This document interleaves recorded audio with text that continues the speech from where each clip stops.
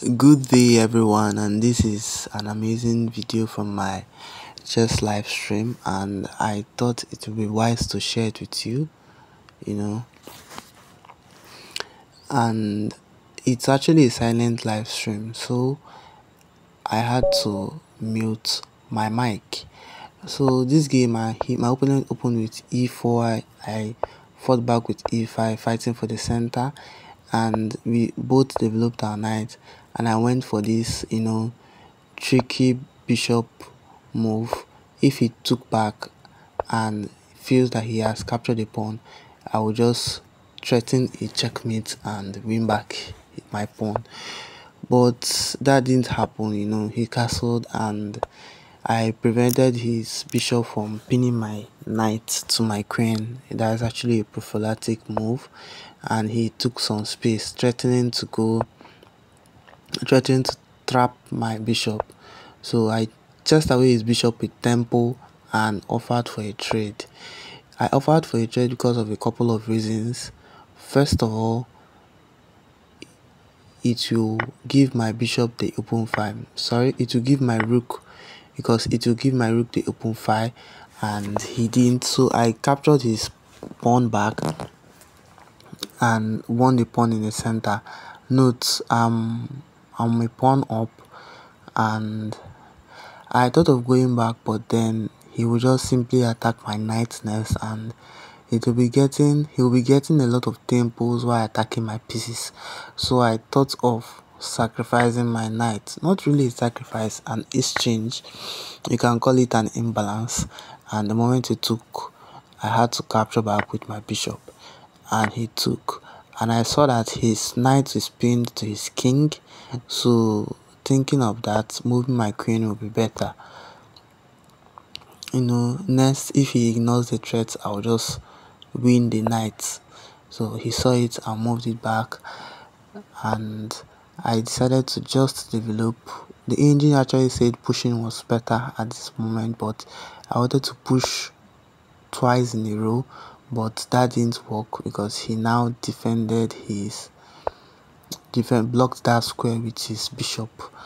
So nevertheless, I wanted to chase the bishop away with tempo, not to give my opponent too many chances. So I played this move, and I've taken enough space in the center. Now this kind of limits my plan, as I can't right away attack the bishop because my queen will hang. But then another idea came to my mind. I can attack the knight first, and when the knight moves, I can now attack the bishop, and my queen and my rook defends my knight, while the rook defends the pawn that is attacking the bishop. So here he offered the trade. If I just accepted the trade, it will be obviously better for him because he will correct his pawn structure.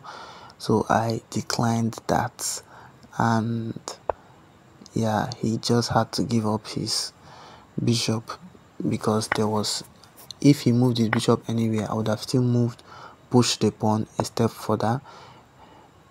So here I attacked the knight, he defended. I decided to double up and make life miserable for him.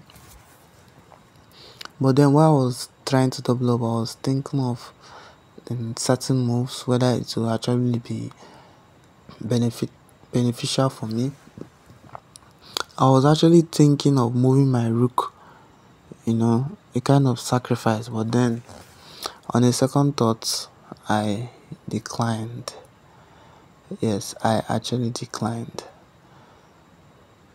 And just right about here, I was considering, can't I just move my rook, yeah. So this way I finally ended up keeping my rook, but I was actually considering moving the rook a step further, but I saw that he can attack my queen, and the moment my queen moves away, he can capture that. So I just doubled up, and the only move that saves the game for him is this rook move. But because I was threatening to infiltrate with my rooks and make life miserable for him. So I actually traded one pair of rooks. Don't forget the rules, guys. If you are fighting for an advantage in a middle game, in an end game, trade only one pair of rooks. Now he attacked my queen with tempo, so I must take the pawn, and he took the pawn, hoping to get a passed pawn. But I saw, by the way, the engine wanted me to actually move my queen to the sorry, the engine actually wanted me to move my queen down and pin the knight to the king. But then I thought it would be lame going for the pin when white actually has a passed pawn. So he develops his knight with tempo, and I defend my piece. Note, these two pawns are doubled pawns and they are definitely going nowhere. I can capture them as at when I want and how I want. So now I can capture it, but then I wanted to just give some checks to get some time on the clock, and also kind of find out whether white will make any inaccuracies that I can actually capitalize on. But to his credit, he made none, and I had to capture the pawn. Now he played this sneaky move that I actually overlooked. I thought it was actually a normal move, but little did I know that it had intent. That is this knight move. And when he played the move, I was like, oh, I can just capture another pawn. I can also bring my rook to capture the pawn, as I couldn't capture the pawn as at yet. Little did I know that he planned on making a sacrifice. Now the engine preferred the sacrifice to go that way. The engine preferred the knight to capture the pawn on the left rather than on the pawn on the right, but all of them still losing and do not bring any valuable results.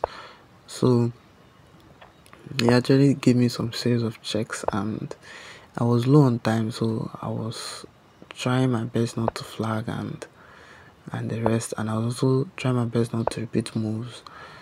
So it was at this moment that he gave this check, and I had to move. If he captured, I would be free from the checks. Then he gave another check and I moved here, and I was temporarily free from the checks after this move. Yes, after this move, and I moved my king out. Now white is posed with a series of questions, and I gave a check and defended my game. Now I captured this pawn with my rook, and there was something that white missed here. Please tell me in the comment section how you can win the rook back. Please like, share and subscribe.